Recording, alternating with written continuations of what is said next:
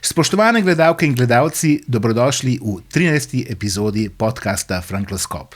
Moje ime je Peter Frankl, sem direktor in glavni urednik časnika Finance. Moj današnji gost pa je zdravnik, torakalni kirurg, dr. Marko Bitenc. 2 mandata je bil predsednik Slovenske zdravniške zbornice, med slovenskimi zdravniki zdaj velja za največjega podjetnika. Če morda ni prvi, je gotovo med prvimi 3. Diplomiral je, že davnega leta 1984, uril se je v ljubljanskem kliničnem centru. Oče 4 otrok, izjemen strokovnjak, tudi mednarodni, v življenju globoko ceni lepe stvari, humor in družino. Je tudi poliglot. Mama je bila namreč znana slovenska prevajalka Ani Bitenc, oče je onkolog. Dr. Marko Bitenc je čiv gospod s 65-letno patino. Menda tudi prostozidar, kar ga morda dela še bolj skrivnostnega za dele slovenske politike. Morda sumljivega. Je tudi izvrsten poznavalec zdravstvenega sistema. Dobrodošli, dr. Bitenc. Hvala za povabilo. Dr. Bitenc, kaj to pomeni prostozidar? Zakaj ste vi prostozidar? To je tako, v naši družbi to zveni že na prvi, takoj ko slišite to, sumljivo. No, prostozidarstvo izvira iz časov po mračnem srednjem veku, kjer vemo, da so se ljudje med seboj sovražili, obstajale so celo krvave verske vojne med različno opredeljenimi kristjani, med protestanti in katoliki, in temeljil je srednji vek na dogmatskih načelih, kjer so zelo dobro živeli kleriki, to se pravi voditelji verskih institucij, in pa aristokrati.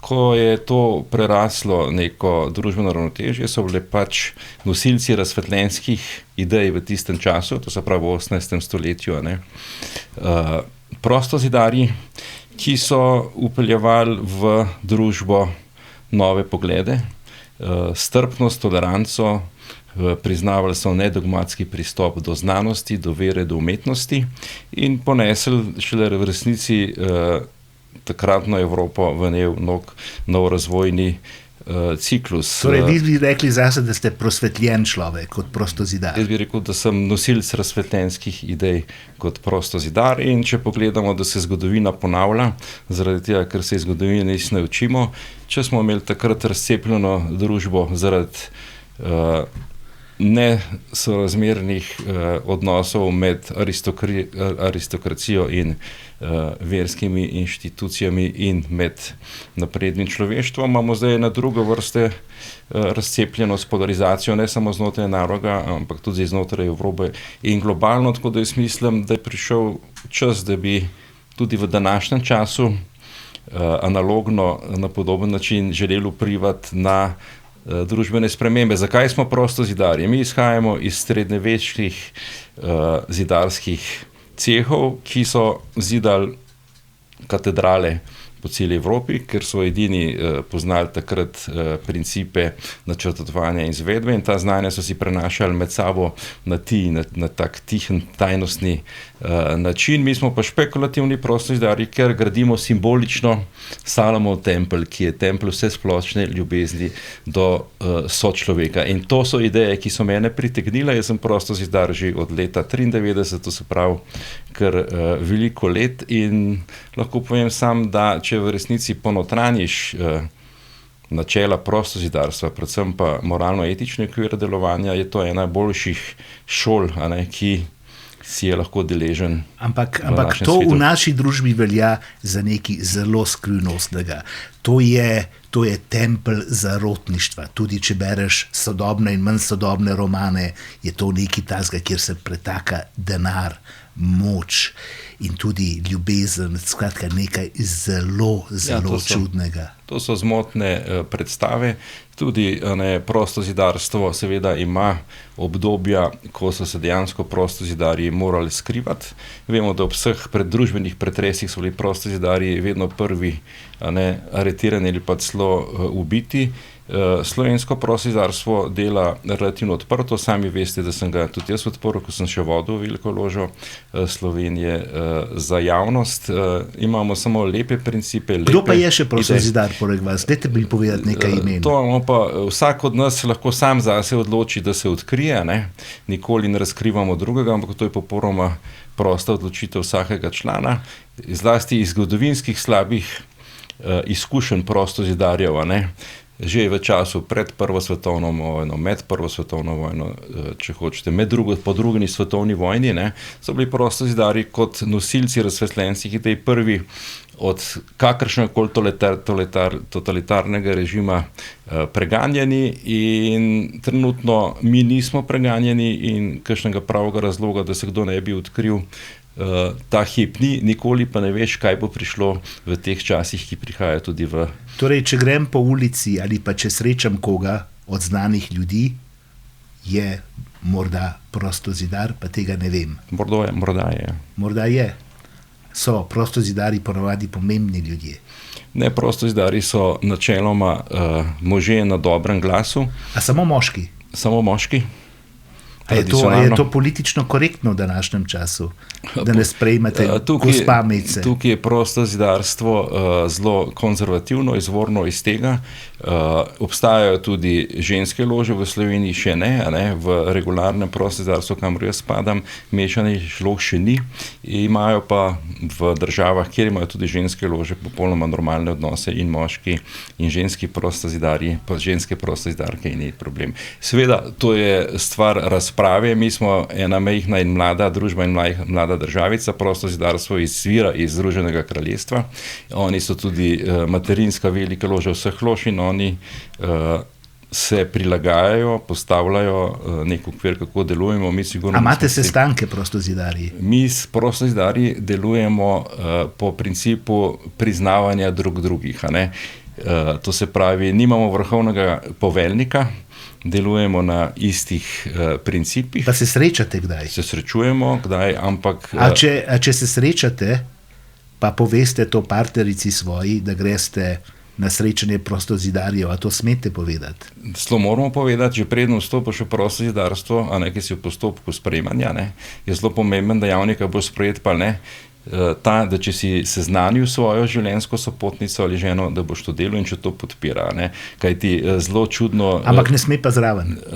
Na ta ritualna dela, ne, ampak kjer se pa družimo, pa so vedno lahko zraven razen na ritualnih delih. Torej, vi se med sabo družite, lahko pridejo tudi sopotnice, nikoli pa ne smete povedati, da je to srečanje prostozidarjev. Lahko povemo vedno, da je to srečanje prostozidarjev. Sem potem pa, a tudi ve, morda strežno osebje, si predstavljam, da je to kakšno srečanje v gostilni, pa da je to tako, ali sme vedeti strežno osebje, da ste prostozidarji? Načelno se mi ne dobivamo po gostilnah, ne. Se dobivate? Se dobivamo v svojem prostoru, v svojem templju, ne, kjer nimamo strežnega osebja, ampak si strežemo drugemu na bratski način, ne, si postrežemo in si nazdravimo. O čem pa se pogovarjate? Pogovarjamo se o splošnih... O politiki tudi? Ne, pogovarjamo se o vsem, imamo samo dve prepovedi. Nikoli se ne smemo pogovarjati o politiki ali pa o veri, kajti vemo, da to sta dve stvari, ki ljudi razdvajata, mi tega ne načenjamo in to je že, temu je že od nekdaj tako, ne, in priznavamo pa drugemu različne svetovno-nazorske opredelitve, tudi vere, če želite, ne, in v tem se mogoče različujemo od vseh drugih tako imenovanih civilno-družbenih gibanj, ne, da nimamo nobenih dogem, da smo zelo odprti, da se srečujemo zelo različno svetovno-nazorsko opredeljeni, ne odpiramo pa tem o politiki in veri. O čem se potem pogovarjate, če se ne pogovarjate o politiki? Cela vrsta drugih stvari, naprimer, se lahko...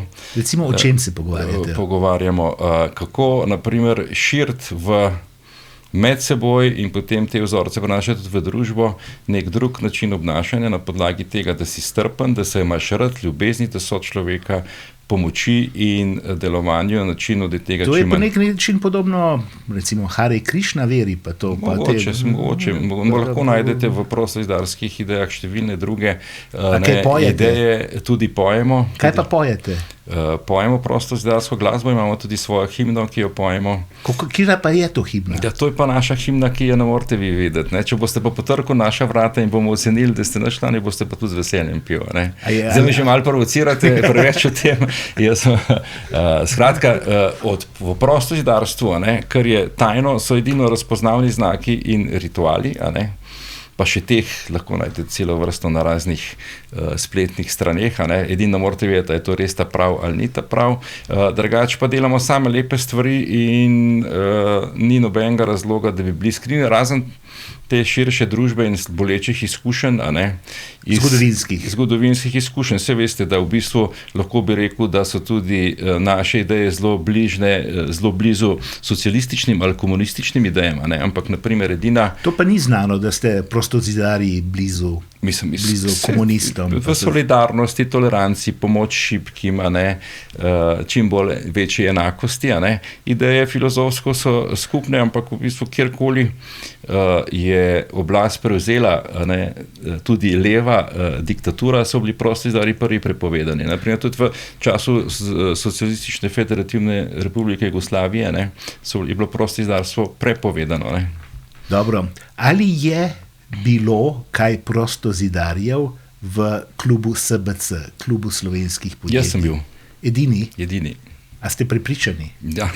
To vam lahko edino odgovorim, več pa ne moram odgovoriti, ker če je kdo, se bo sam odkril, ga morate vprašati. Pred nekaj dnevi ste odstopili kot podpredsednik Slovenskega poslovnega kluba. Potem, ko je Joc Pečečnik, predsednik tega kluba, izrekel javno podporo zdajšnji vladi pod vodstvom Roberta Goloba. Kaj se je pravzaprav zgodilo? Vi ste bili ves čas zraven. Bili ste na seji tega upravnega odbora kot podpredsednik. Kako je to vse skupaj bilo videti? Kaj si je potekalo?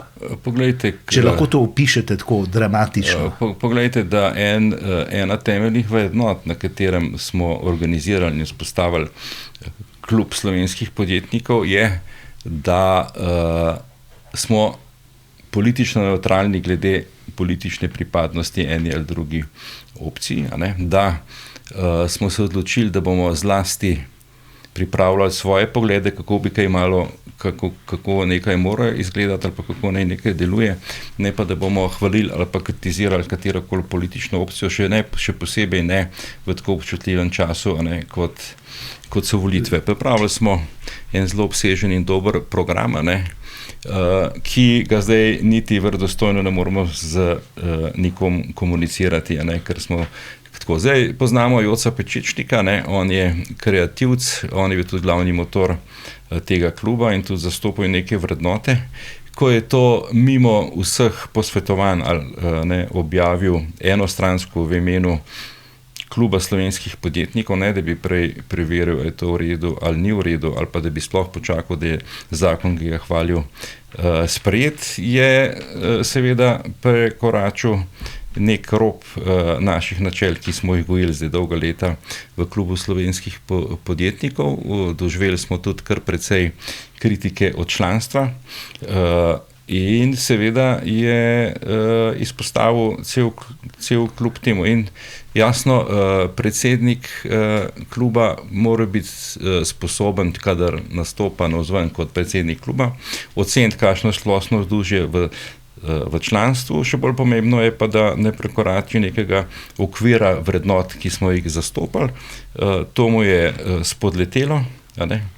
In ko je bila razprava na upravnem odboru, o tem je predstavil svoje stališča in je tudi povedal, da bo naredil tako, kot mu bomo mi svetovali. Jaz sem rekel, da jaz nimam njemu kaj svetovati, kvečem lahko on meni kaj svetuje, da vsak predsednik mora vedeti, kaj mora narediti in se tudi odločiti, ampak glede na situacijo, ki je nastala, jaz nisem mu videl več možnosti, da bi v takem okolju sodeloval in sem jaz ta prvi nepreklicno odstopil iz tega mesta.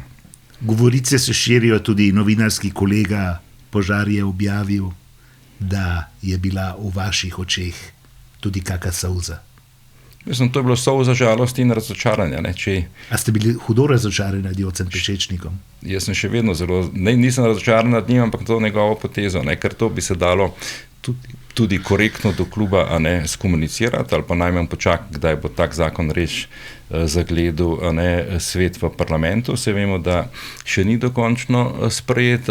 Res je, da če bo to sprejeto, bo to nek revolucionaren davčno-reformni zakon, ki prvič postavlja socialno kapico. Ampak vaš prijatelj Simič pa je zelo skeptičen do tega zakona. Sej smo vsi skeptični, ker tudi v resnici še niti ne vemo, kakšen bo vam prišel.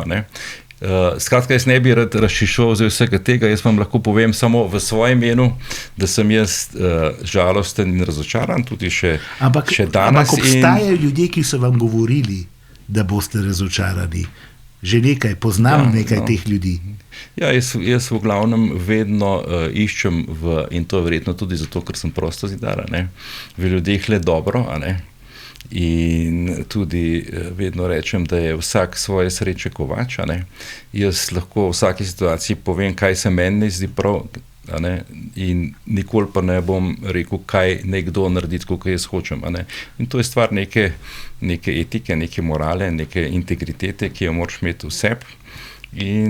Kaj bo zdaj s Slovenskim poslovnim klubom? A se bo postavil nazaj na noge? Ali ste vi izstopili tudi iz kluba? Jaz še iz kluba nisem izstopil, ker to se mi zdi neodgovorno, ampak če se je nekaj zgodilo, kar je izven mojega okvirja, sem odstopil nepreklicno. Pa zakaj niste prevzel funkcije? Ne bi nikoli prevzel, sploh pa ne v takih okoliščinah, kot so nastale. Kaj bo iz tega kluba? Jaz želim klubu vse dobro, bo pa razvidno zdaj v naslednjih tednih, kaj se bo iz tega zgodilo.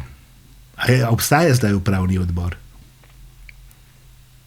Jaz, kolikor poznamo akte, seveda, zdaj do nove volilne skupščine upravni odbor opravlja tekoče funkcije, razen jaz sem osebno nepreklicno odstopil, tako da tudi tekočih funkcij ne upravljam.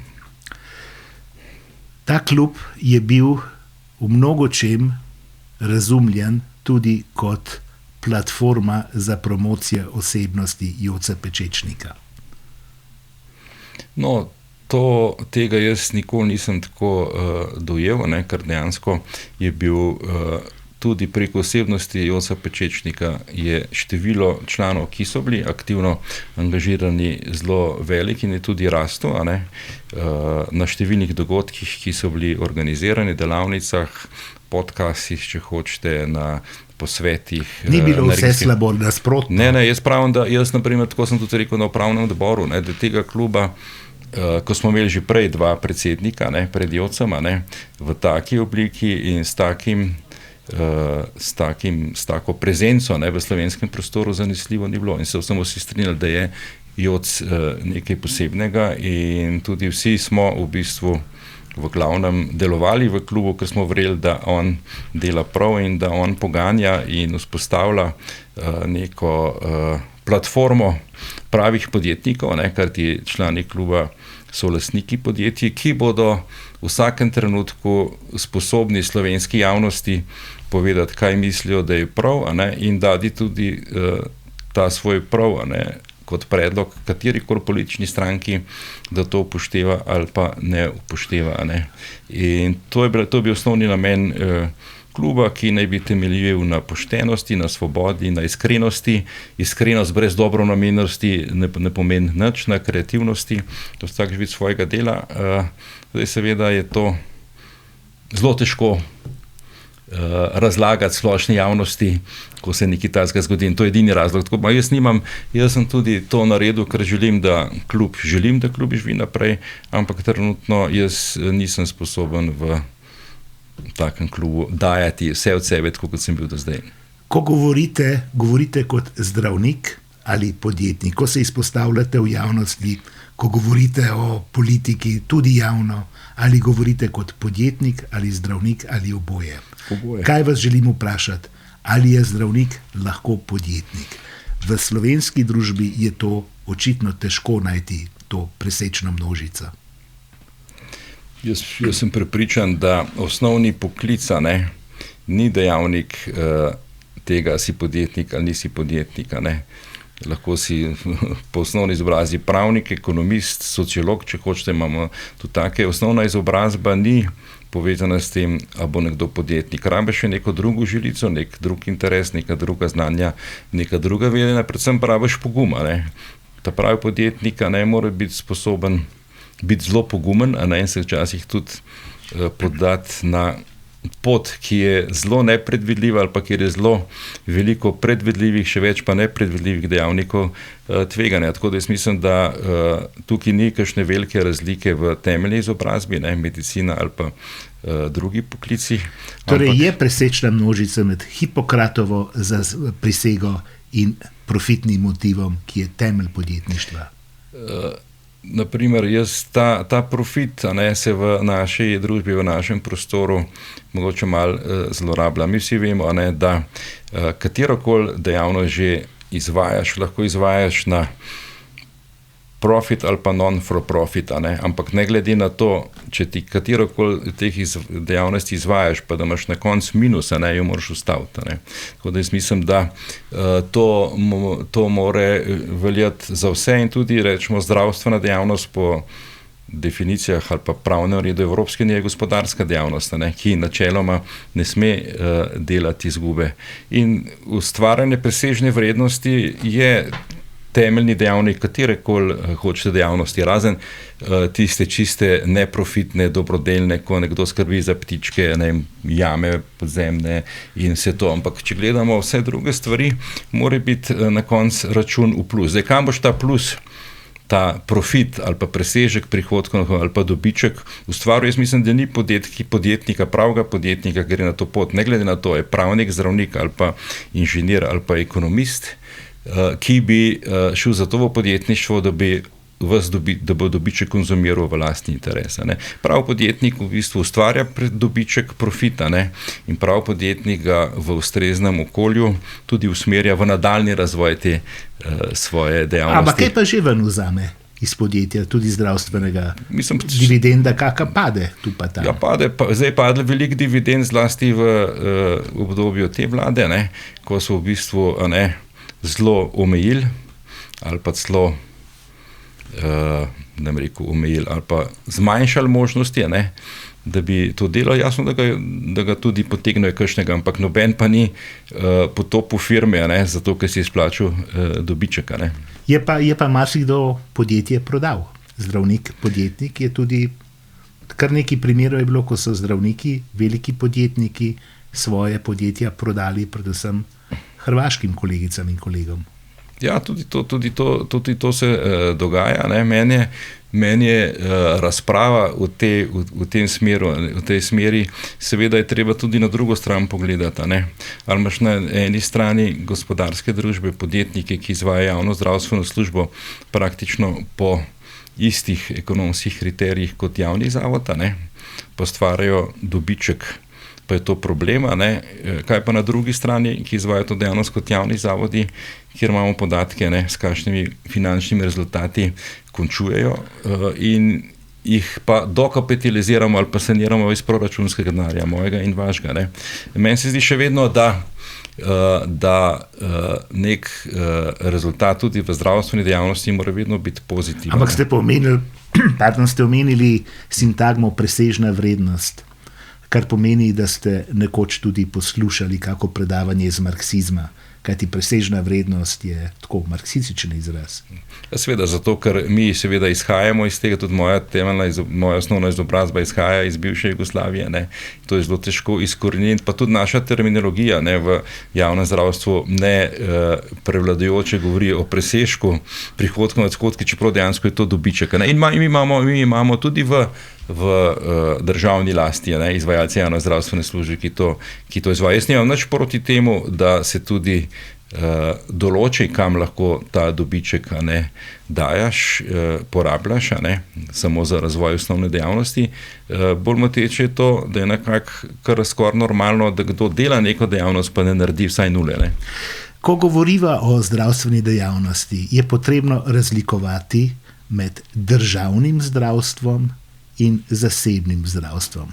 Oba vidika sta pa javna lahko. Torej, eni govorijo o javnem zdravstvu in zasebnem zdravstvu. Midva sva se strinjala, da se govori predvsem o državnem zdravstvu in zasebnem. Kakšna je tukaj terminologija, ki je ustrezna? No, moja terminologija ali pa taka, ki je ustrezna, da javnega zdravstva ne določa nikoli lastnina, da spet va rekla, socialistično proizvajalnimi sredstvi. Ne? Ampak javno zdravstvo določa javno financiranje zdravstvenih storitev. Ne? Ta javna sredstva itak vplačujemo kot zasebniki, po nekih principih, po principu popolne solidarnosti in naj bi konzumirali te zdravstvene programe po principu univerzalnosti, kar pomeni, da ti javno financiranje mora vsaki zavarovani osebi zagotavlja, da dobi kakovostno zdravstveno obravnavo v okviru košarice pravic iz zdravstvenega zavarovanja, ne da bi za to karkoli plačal iz svojega žepa. Zdaj, tako plačuješ iz svojega žepa. Se pravi, ampak ne da bi dodatno plačal, da je dovolj, da ti plačuješ zdravstvene prispevke. No, in seveda mi smo zdaj v situaciji, ko je teh prispevkov kar precej veliko zbrano. Če gledamo dinamiko, rečemo, če je bilo leta 2021 teh sredstev okoli 3 milijarde, jih je bilo konec leta 2024 že skoraj 6 milijard, jih je letos 27 7 milijard teh sredstev. Tako da jaz v resnici ne vidim potrebe, da bi morali plačevati storitve iz svojega žepa, če jih hočemo dobiti, ampak bi morali biti dejansko zagotovljene v okviru pravice iz obveznega zdravstvenega. Ampak s tem se mora nekdo ukvarjati na številnih nivojih.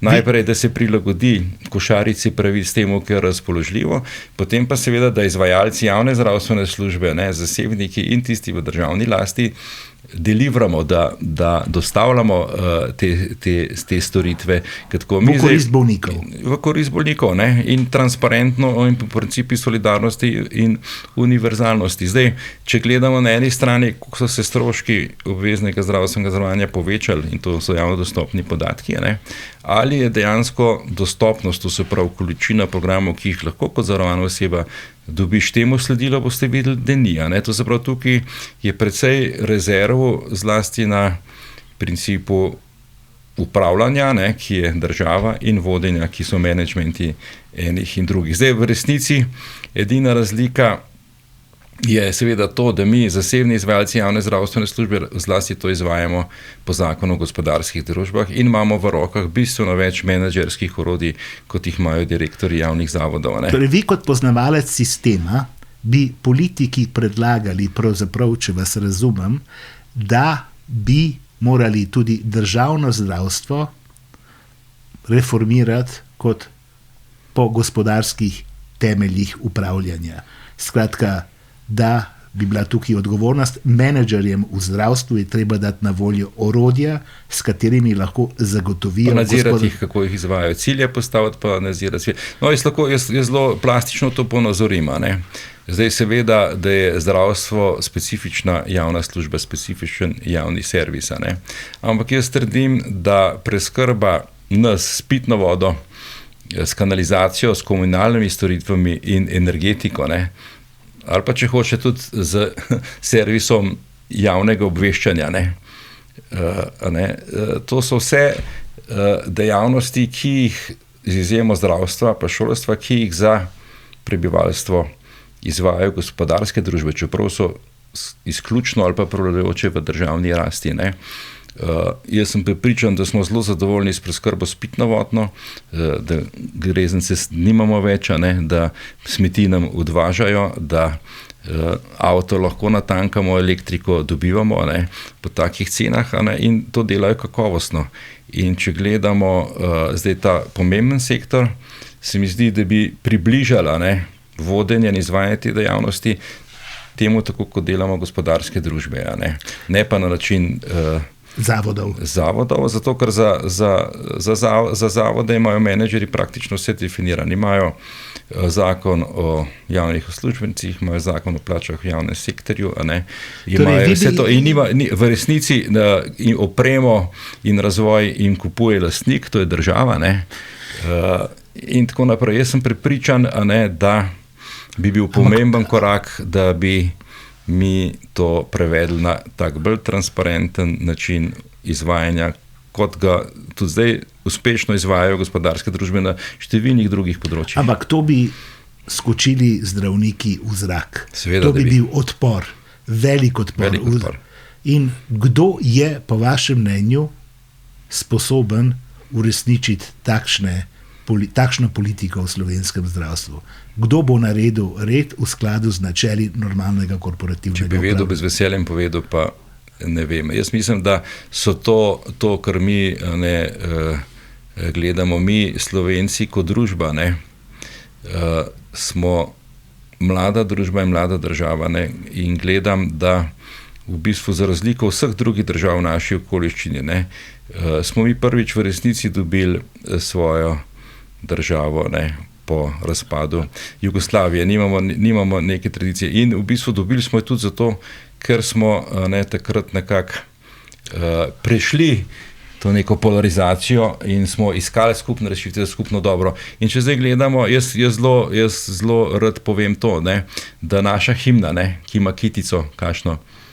Ne vem, več kitic. Ja, himna je živena, vsi narodi, ki jih repe, ne dočaka dan, da kodr sonce hodi, prepiri sveta bo pregnal. In ta kitica Prešernova je bila za časa Avstro-Ogrske cenzurirana, prepovedana. Zdaj jo imamo, jo pojemo čustveni, ampak mi nismo prepira sposobni pregnati niti znotraj majhnega naroda, pa smo postani večjim. To se pravi, če hočeš narediti take pomembne spremembe, o katerih vi govorite, ga ni vnaka, dokler bomo kot narod, ne kot zdravstvenega ministra, da bomo brez nekega voditelja, ki bo uspel zmobilizirati Slovence, ne glede na to, kako so svetovno nazorsko opredeljeni, a pa sploh niso politično opredeljeni, da bodo sledili nekim strateškim ciljem razvoja naše države. A vidite med slovenskimi politiki takšnega možakarja, takšno osebo? Zaenkrat ga ne vidim. Tudi Janez Janša ne. Saj on je vendar tak sposoben, čiv, močan.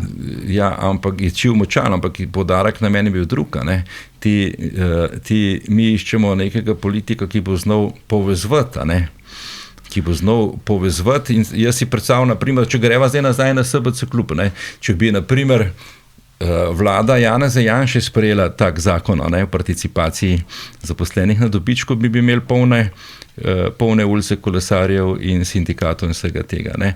To so take, in če se govoriva zdaj o zdravstveni reformi, to je tudi tako občutljivo področje, da ga ni onaka, da bo to spelo, če ne bo prej nekako začel programsko prepričati narod, da to rabimo. Torej ste v bistvu pesimist. Vse veste, kaj je zame definicija pesimista? Ne vem. Za mene je definicija pesimista to dobro informiran realist. Za razliko optimista, ki je pa slabo informiran realist. Dobro, torej vi ne vidite ta hip izhoda. Jaz ne vidim, jaz niti ne gledam, ampak sam gledam vsak dan, kaj se dogaja. To se pravi, nimaš liderja, ki bi spoštoval prvo kitico naše himne. Ampak vendarle pa zdravstveni sistem nekako funkcionira. Govorimo o čakalnih vrstah, dostopnost je problematična, po drugi strani pa lahko rečemo, saj se prej ali slej pride na vrsto, mogoče pa tudi čakalne vrste niso tako zelo dolge, oziroma dejansko se čaka manj, kot je videti na podlagi nekih informacij o čakalnih listah. To je drug problem. V dobi digitalizacije se mi zdi to zelo tako konformistično stališče, da niti ne vemo, koliko jih čaka. Torej, vi bi to združili vse pod eno kapo in uveljavili gospodarska načela pri upravljanju? Ne pod eno kapo. Jaz bi tudi pustil, da se različni izvajalci javne zdravstvene službe malo tekmujejo, sam sabo, kdo bo boljši, kdo je slabši.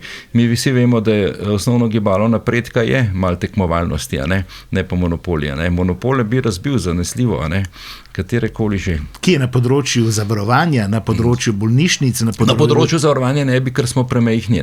Ampak da se vrnem nazaj, da seveda, da lahko rečemo, da je naše zdravstvo še kar zelo dobro in se tako, ampak če primerjaš, kakšno prispevčno stopnjo imamo za vzdrževanje tega zdravstva, sem prepričan, da bi si zaslužili, da dobimo bistveno več, da dobimo to, kar naj bi bil cilj, zdravstveno kakovostno storitev v lepih prostorih in s prijaznim osebjem v času, ko je potrebujemo. Torej, vi pravzaprav govorite, da denar tudi nenadzorovano odteka v neprave roke.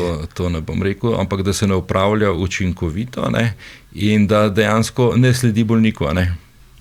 Ne sledi bolniku. Ne sledi bolniku. Čemu pa? Vsem drugem razen bolniku, ne. Dobro. Vi ste zasebnik v zdravstvu. In vi ne zaposlujete v vašem podjetju, ki je morda, zdaj imate se sredi velike investicije, bolnišnice na Golniku in tako naprej, ne zaposlujete tako imenovanih dvoživk. Ne? Ko govorimo o dvoživkah, a je to lepa beseda? Ne, to je grda beseda. To je ponižujoča in razžaljiva oseba, ne?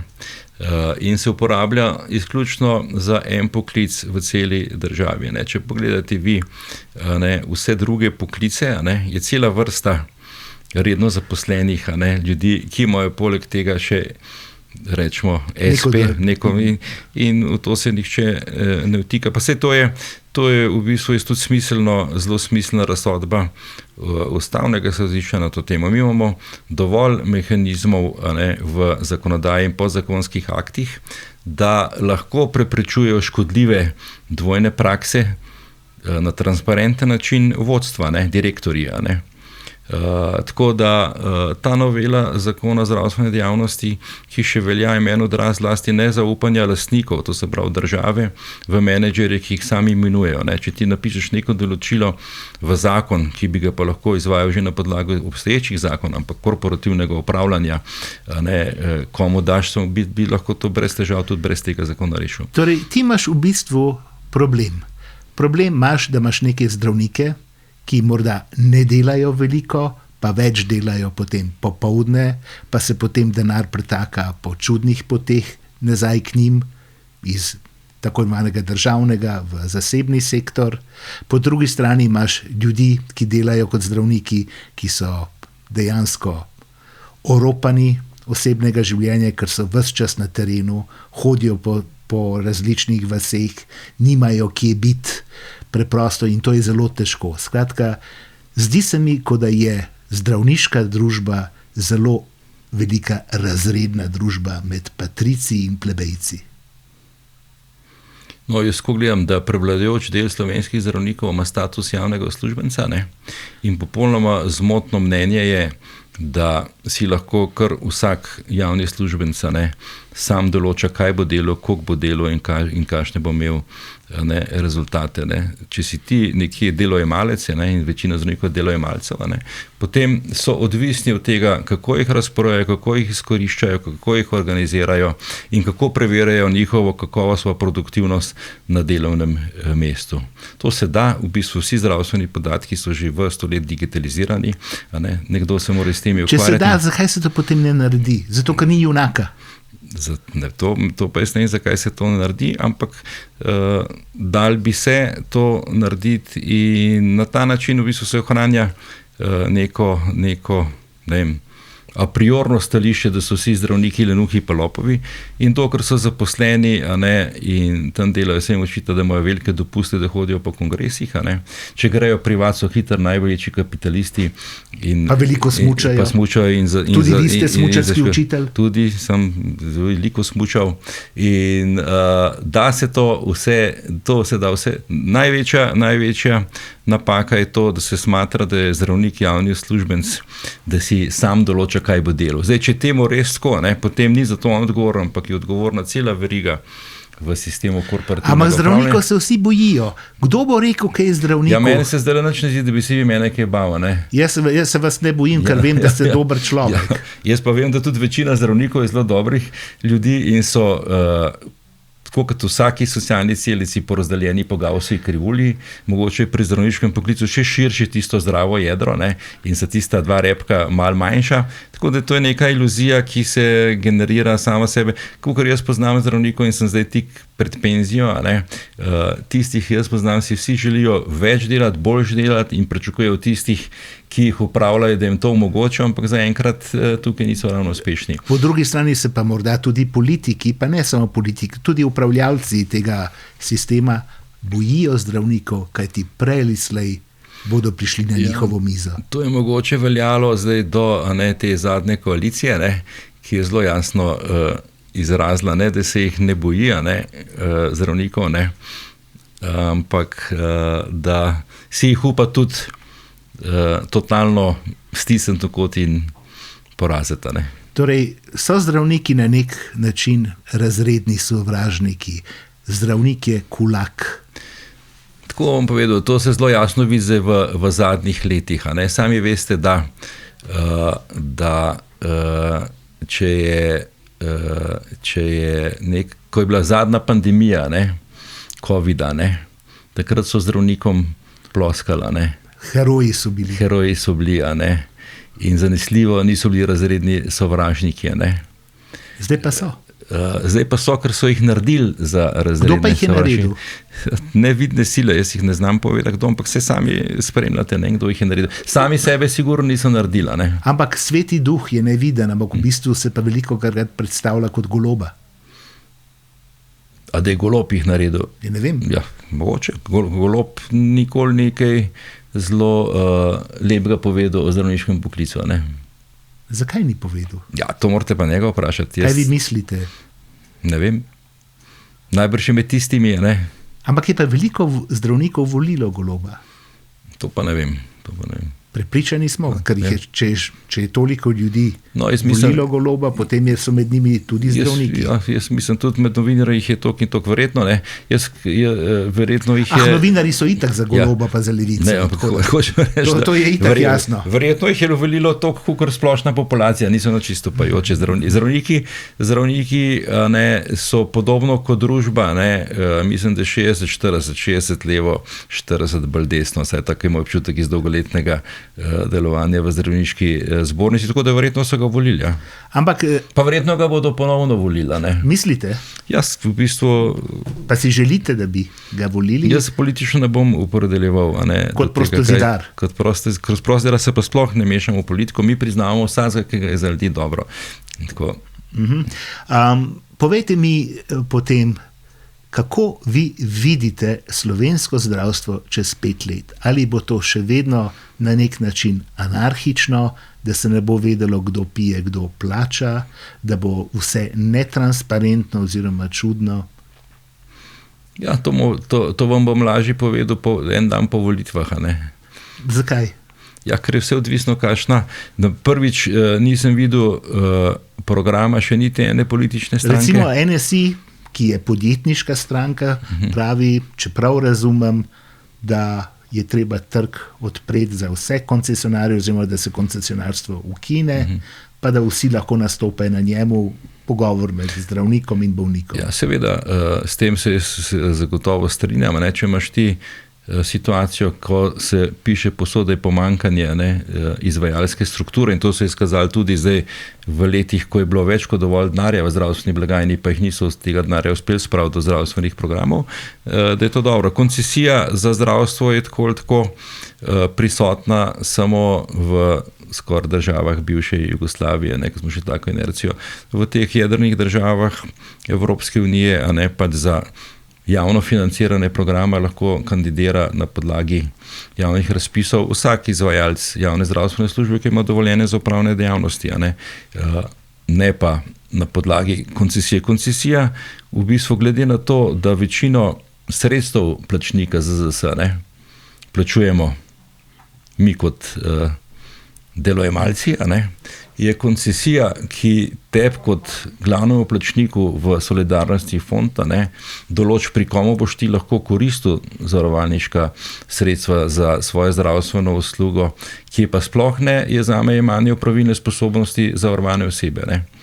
Povejte mi tole, omenili ste, da je bilo v zdravstvo usmerjenega zelo veliko denarja in ta denar je bil usmerjen v zdravstvo še posebej pod ministrovanjem vašega prijatelja in tudi sodelavca, dr. Danijela Bešiča Loredana.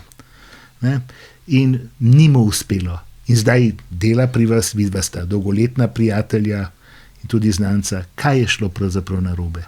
Ja, to narobe je, da je on dejansko dokazal, da za izboljševanje zdravstvenega sistema niso problem finančna sredstva, ker jih je bilo enormno. Ta razpoložljiva sredstva smo seveda zelo dobro uspeli izkoristiti v interesu zavarovanih oseb zasebni izvajalci na zdravstvene Torej službe. ste profitirali od tega? Profitirali so v bistvu zlasti zavarovane osebe, ki so prej prišle do bolnika in ker se je ugotovilo, da javni zdravstveni zavodi pa niso sposobni tako hitro dvigati produktivnosti dela in porabiti ta denar, se je potem izkazalo, da so rajše to porezali. On je tudi, Bešič je takrat tudi odkrito rekel, da je to stresni test javnega zdravstva, da je videl, da tudi če imaš enormno finančnih sredstev na razpolago, da denar ni problem, ampak je problem upravljanja javnega zdravstva. Torej tudi če bi bilo denarja manj, bi bil še vedno problem upravljanja in tudi če ga je ogromno, je še vedno problem upravljanja. Še vedno. In dokler tukaj ne bo nekega reseta, Ampak, veste, to se mi zdi tako smešno. Po eni strani pravi, problem je, če je menedžer v zdravstvu zdravnik. Pa nekateri celo, to mora biti pameten menedžer, ekonomist. Ampak zakaj se pravzaprav odreka zdravnikom, ki so veliki intelektualci, s smislom za humor, pametni ljudje, da ne znajo biti menedžerji? Ampak po mojem mnenju če tudi si zdravnik, si lahko menedžer. Ja, ampak tako kot se prej pogovarjalo vprašanje, ali je zdravnik lahko podjetnik. To isto velja za menedžerja. Lahko ima temeljno izobrazbo, da je zdravnik, ampak da je uspešen menedžer, jo samo s tem znanjem in vedenjem iz svoje zdravstvene, medicinske izobrazbe zagotovo nima. Nekaj je voditi neko majhno obrt ali majhno podjetje, druga stvar je pa voditi velike sisteme. In seveda so lahko zdravniki tudi zelo dobri menedžerji. Ali ste vi dober menedžer? Nazadnje vaše podjetje, ki ga že kar dolgo časa postavljate na noge, ni tako majhno podjetje. Jaz sem na primer v tem obsegu, kot jaz delam, še dober menedžer, ampak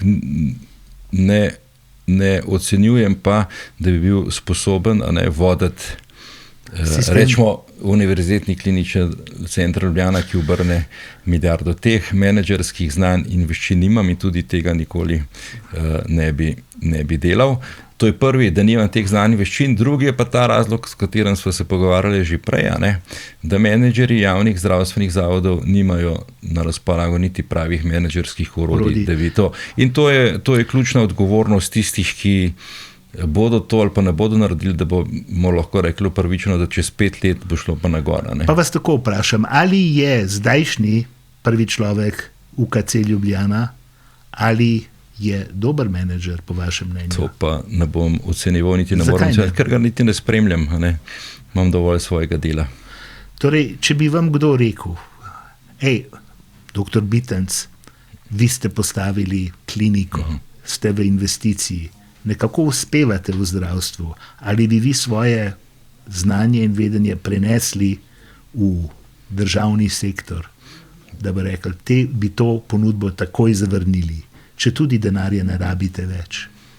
Jaz, na primer, zdaj, ko sem star 65 let, kaj s patino, obdan, bi rad končal še ta svoj veliki projekt, ki je pa še vedno v primerjavi z katerokoli večjim javnim zavodom, kot je bolnišnica v državni lasti v Sloveniji, majhen objekt. To še nekako bom naredil, da bi pa šel voditi kakšen veliki sistem kot menedžer.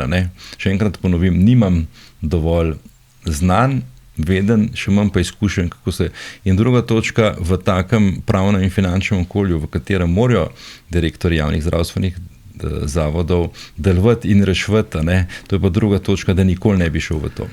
Ali ste prepričani, da boste šli v pokoj, ko bo napolnite 65 let? Ne, jaz to že vem, da ne bom šel v pokoj in bom delal, dokler se bom čutil sposobnega, bom delal kot zdravnik in tudi kot menedžer, seveda se pa pripravljam na ta čas, da bom lahko zmanjšal ali pa tudi se upokojil.